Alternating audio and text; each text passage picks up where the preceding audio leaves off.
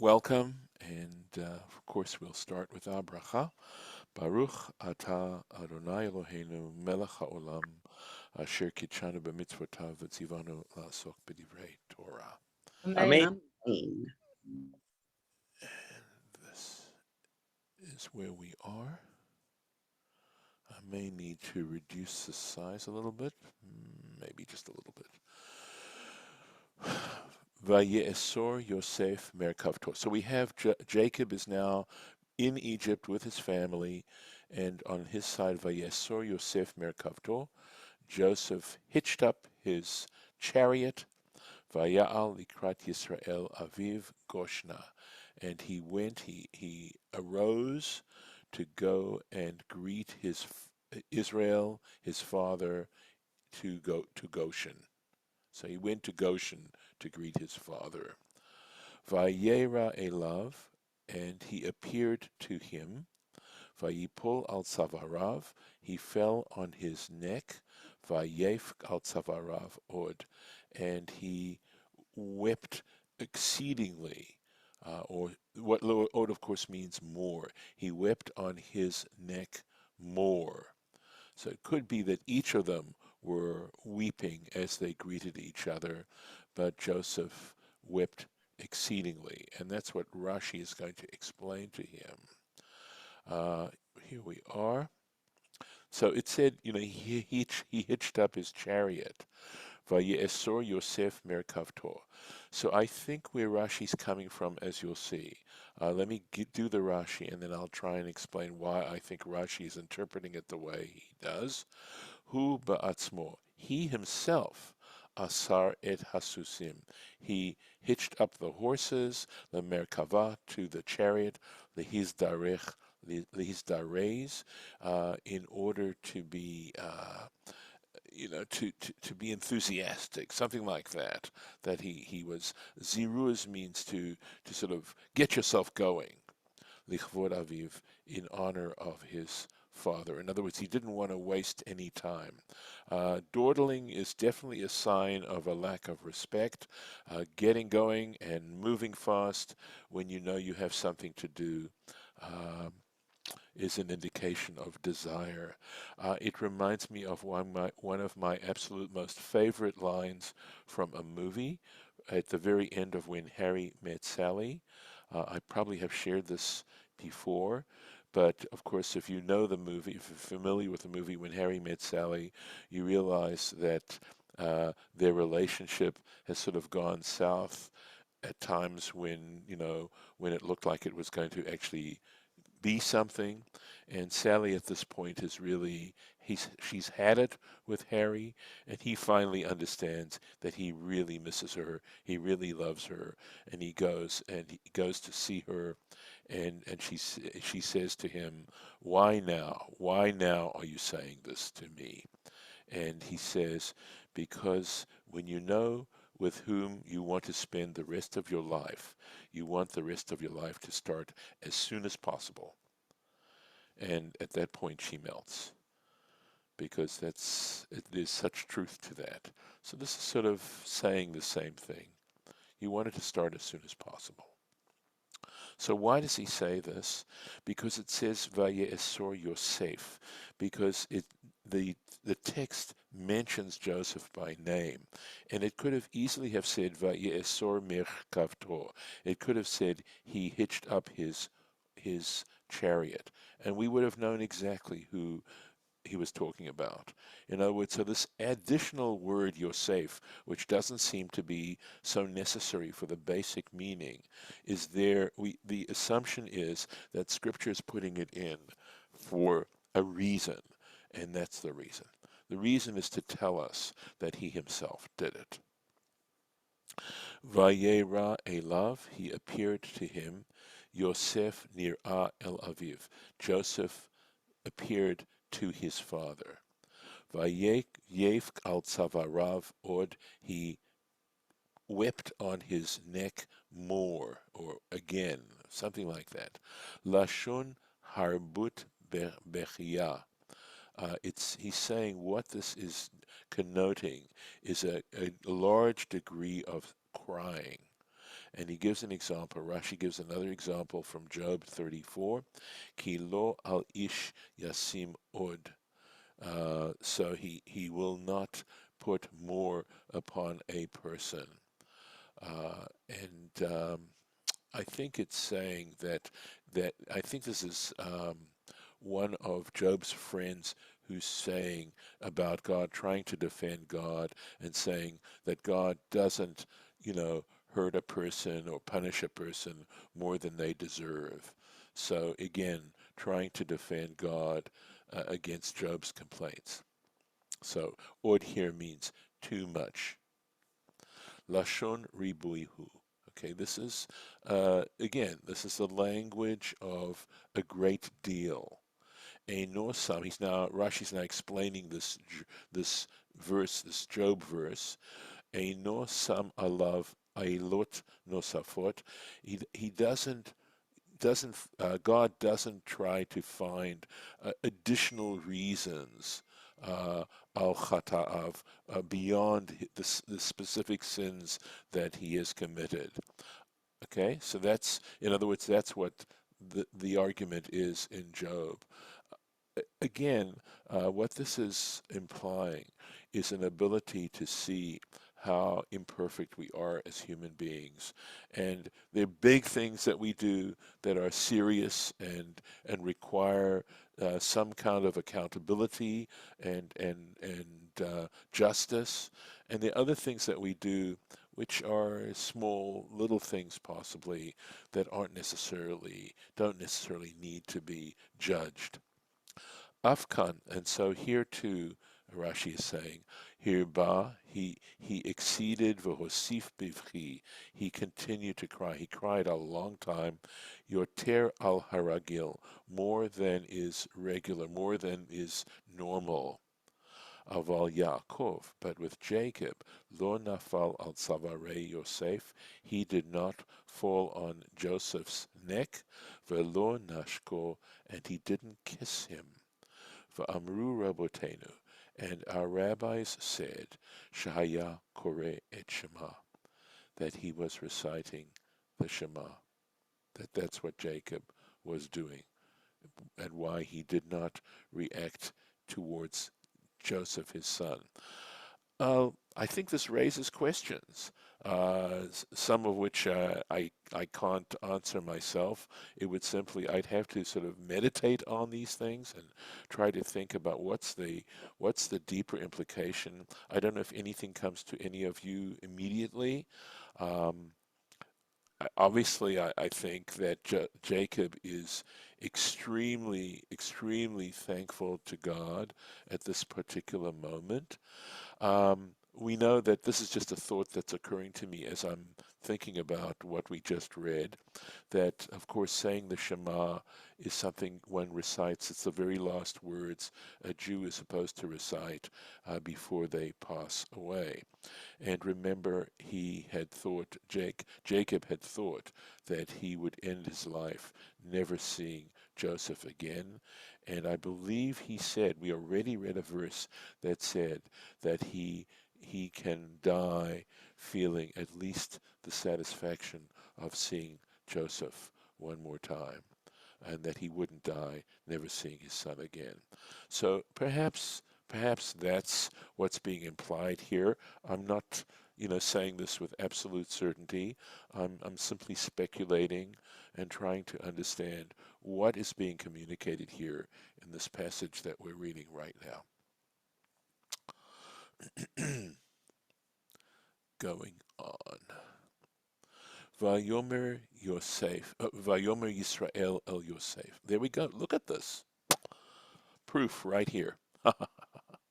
So this is why they said it. I knew this verse was there. I just didn't remember it followed right away. Look at this. It says, Israel said to Joseph, Amuta hapam, now I can die.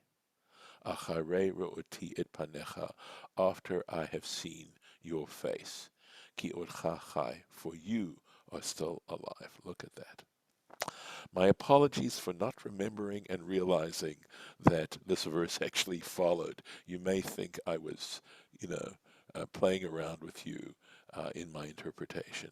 So something, when I was preparing this in the back of my mind, this must have been there. So I believe that's the explanation. Let's see if there's, yep, Amutahapam, Amutahapam. Pshuto Ketargumor. So let's take a look at the Targum. We'll see if it's in here. No, we'll have to actually look at the Targum to see what it says. There we go. Okay. This is how the Targum interprets that Hebrew. For Amar Yisrael le Yosef, Israel said to Joseph, that's the direct translation, Ilu ana mayit zimna hada. He said, even if I were to die right now, menachem ana, I would be consoled. And that's how the Targum and Rashi is saying we need to understand these words. Batar dechaziti yad apayach, after I have seen your face. Are ad ka'an ad kayem, in that for up to now you are alive. So that's why the Shema, why saying the Shema. There it is. I would say that is very heavily supportive evidence. Onwards. Umidrasho, but there's a midrash. Savur hayiti lamut shte mitot. Okay, he said, I had thought, I was convinced that I was going to die twice. I was going to experience two deaths. Ba'olam hazeh, in this world, ula olam haba, and in the next world. Shenistalka mimeni shchina, for the divine presence had disappeared from me. V'hayiti omer, and I had thought, right? Sheyit ba'eni hakadosh baruch hu mitatcha. Um, so I have to look up what this Yishtab Eini was. Sorry, Sheyit Ba'eni HaKadosh Baruch Hu. Lauren, do you have a translation right there, please? Or Yeah. require, Litava Tovea means like to demand or something like that. So mine says, Accountable. I thought that the Holy One, blessed be he, would hold me responsible There we go. There we go. for your I, death. right, I was going to say hold me accountable. Right, there we go. Right. This is also interesting, right?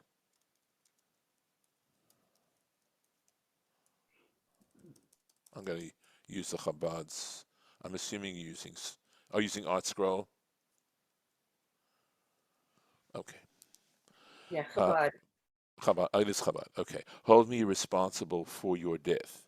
Achshav, but now, she'odcha chai, that you are still living, lo amut, I will not die, ella pa'am achat, just one time. So there is, of course, the Torah, when it talks about a certain punishment called karet, the word karet means to cut off. Literally, it means to cut off. And it's not defined in the Torah doesn't define what it means. Um, there are two explanations that are given in the tradition. One is to die childless. One is in other words, that you don't leave anyone behind, and the other is that you die prematurely. Those are the two interpretations that are found in the tradition. The other one, this is not something I found in the tradition, but I wonder to myself if it has something to do with the soul. And this would be a little bit more like what is said here. In other words, a death in the next world. Because it does say that soul will be cut off. So it's saying that life is a very serious, I mean, it's obviously taking an extremely serious approach to the responsibilities we have in this life as to how we live our lives and And again, I think what it's doing is trying to set up a standard, a very high standard of responsibility for the life that we have. And automatically it's saying that life is something extremely precious and finding ways to emotionally and logically live your life in such a way that you appreciate deeply, deeply this opportunity that life presents us. Again, this is, I'm just skirting the issue, but it certainly raises those sorts of questions. Onwards. How long did he live in Gershon? How long did Jacob live in Goshen? Yeah, before the You know, second. I'd have to do a calculation. We know how old, we can figure out how old Jacob was when Joseph was born. I think Rashi may, in fact, have done some of these calculations for us.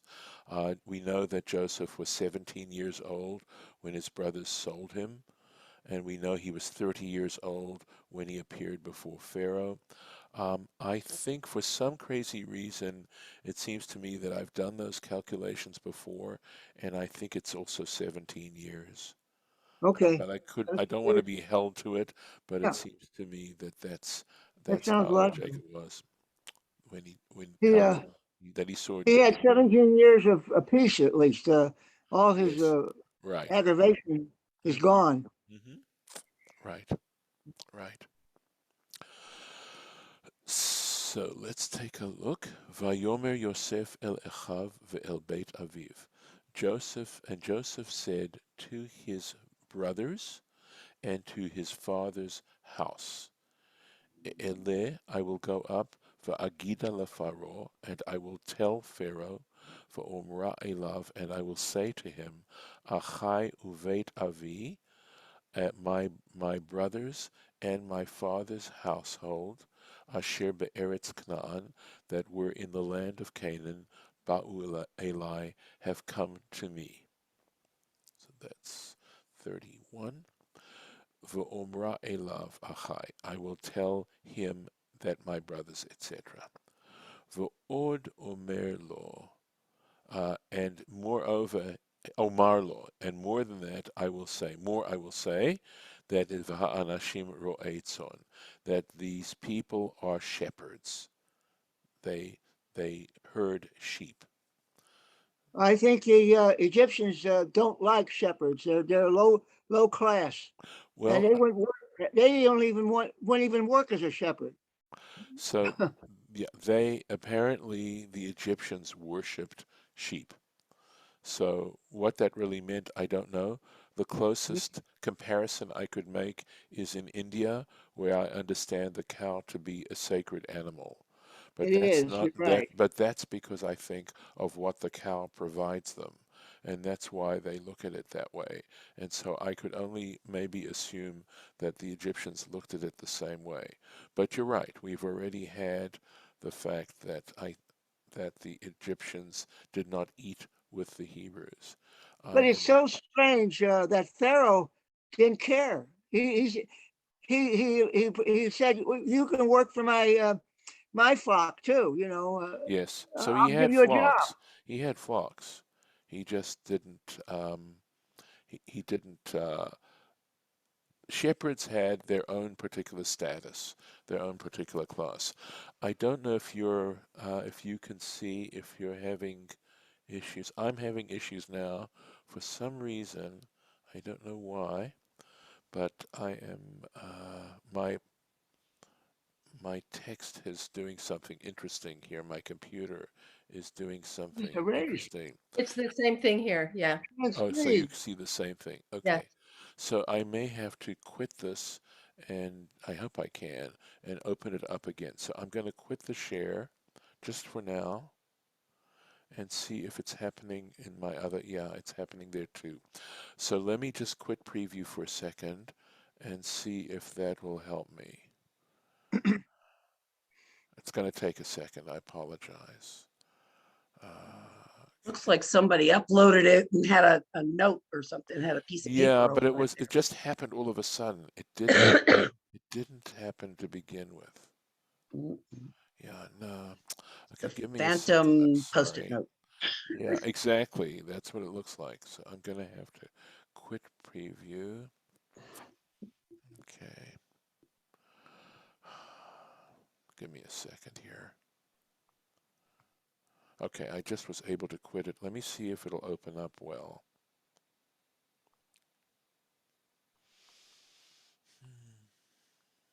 Is it a superimposed text box? I don't know. I tried to get rid of it and it wouldn't let me do it. So Mm. let me see what happens now. If it'll do it again. We'll see. Looks okay now. There we go. It's fine. Yeah. Okay. I don't know how that, it may be a glitch in Zoom. Who knows?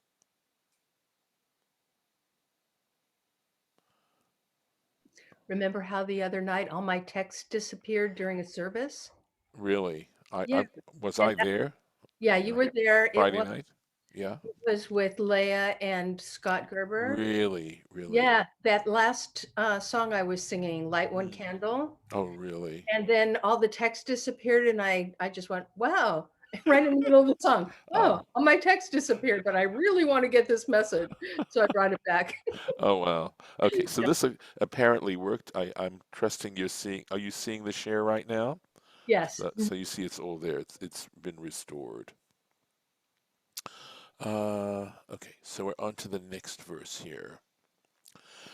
V'ha'anashim ro'ei tzon, and the people, the men, are shepherds. Ki anshe mikneh hayu, for they were herders, let's say, right? V'tzonam uvakaram v'chol asher lahem heviu, and their sheep and their cattle, everything they had, they brought. Rashi is pointing out that this is a continuation of Joseph's statement to Pharaoh. And the way it's set up right now, this V'ha Anashim, sounds like it might be an explanation of what he is saying to Pharaoh. That he wasn't actually saying it, that it's parenthetical, and what what Rashi appears to be saying here is that he is telling them, remember it says Joseph said to his brothers, etc., and he's saying to them, and I'm going to say to Pharaoh this, and the men are, in other words, he's speaking to them in the third person here, referring to them. He's speaking to them, second person, but he's referring to them in the third person. And that's because these are the words that he's saying to Pharaoh. And Rashi, he's telling them the words he's going to say to Pharaoh. And Rashi's explaining that's what's happening here. V'haya now he goes on to the end of quote, right? V'haya ki yikra lachem paro, and it will be that if Pharaoh or when Pharaoh calls you, v'amar ma'amasechem, and he asks you, what do you do? What do you do? V'amartem, you should tell him, Anshe mikne hayu avadecha min urenu va'adata. Uh, Men of cattle, cattlemen, we were your servants. Right now, referring to themselves in the third person again is a way of showing deep respect, that you don't even use first person in front of someone, but you refer to yourself in the third person. It's just a way of showing deep respect to the person you're speaking to. So we're your servants from our youth ad ata, until now. Gam anachnu, not only us, but avotenu, but our ancestors as well. So that's what you need to tell him. Ba'avur teshvu be'eretz Goshen, so that you will be settled in the land of Goshen. Ki to'avat Mitzrayim kol ro'etzon. So to'eva means something, it's sometimes translated as an abomination. But I think to myself that in some ways, I think the word disgusting is a better translation of that, right? Um, I have abhorrent. yes, abhorrent. Yeah, right. But and well, how much do we like disgusting things, right? And abhorrent has different connotations than disgusting. So at any rate, I that it's something I thought of that so it's something to Egyptians, right? Kol ro'etzon, all shepherds, all herders of sheep. So we know this is Joseph speaking, right?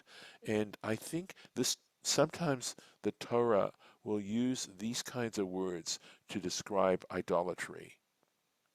And so essentially, we know, at least what the tradition tells us, is that in Egypt they worshipped the sheep. And so that's the implication there. The issue here is that they would have, because the men who worked with these sheep had a special status. What it meant was that they now had a unique status and they could not intermingle with the Egyptians. And we already know from the story that we've read that when they sat down to eat, when they visited Joseph, right? The Egyptians sat and ate by themselves, Joseph sat and ate by himself, and the brothers sat and ate by themselves. And this was the reason. This was the reason.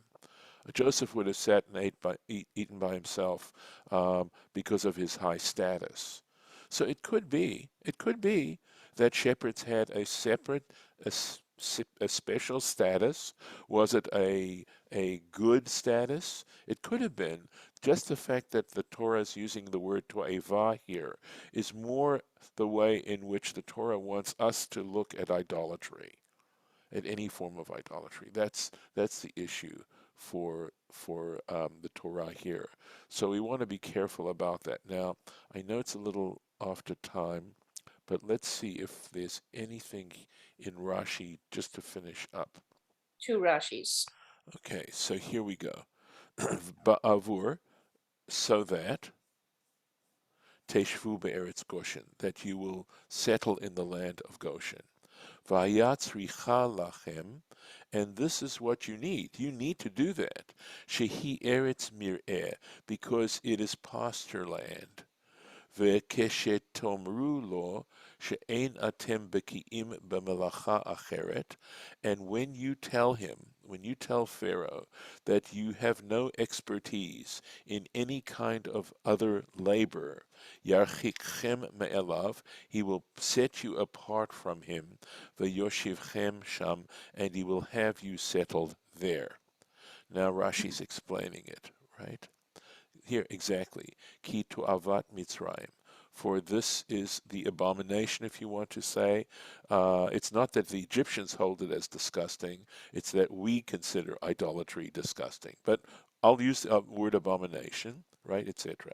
And he says, look at this, Lefi shehem lahem Elohut, because they consider them gods. God consider them gods. So we'll stop right here at the beginning of a new chapter.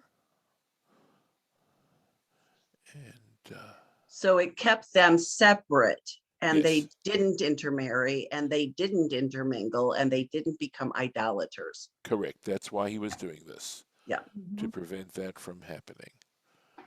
Yeah, So there was abhorrent and disgusting on both sides. yes, Yes. yes. Okay. So let's stop the share here, and I'm going to stop the recording. And thank you for being part.